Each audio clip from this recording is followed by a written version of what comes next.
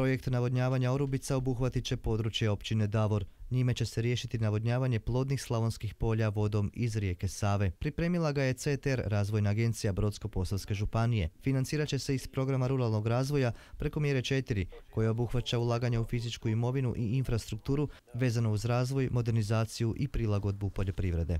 Vrijednost projekta je 45 milijuna kuna i to je prvi takav projekt na području naše županije. Tim projektom obuhvatit će se poljoprivredna površina od 326 hektara i uvelike će doprinijeti zapravo poljoprivrednim proizvođačima kvalitetnije uvjete za proizvodnju primarnih poljoprivrednih proizvoda. Punih 10 godina Orubica je čekala na sustav navodnjavanja. Za njegovu izgradnju suglasne su tada bile sve političke opcije u županijskoj skupštini. Trebalo je animirati ljude u Orubici, ali i riješiti niz imovinsko-pravnih pitanja. Sada slijede konkretni koraci. Dakle, realno terminski što nas čeka, to je početak izgradnje sustava navodnjavanja tijekom 2018. godine.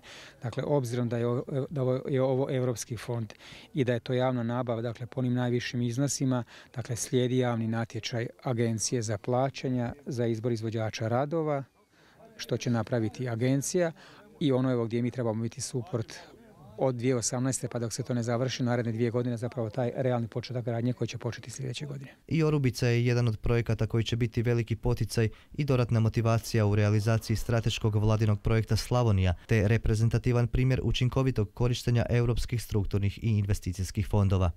Ja vjerujem doista da će vlada sa projektom Slavonija odgovoriti na mnoga pitanja i da će cijeli ovaj dio Hrvatske staviti u ravnopravniji položaj i potaknuti na što veći razvoj.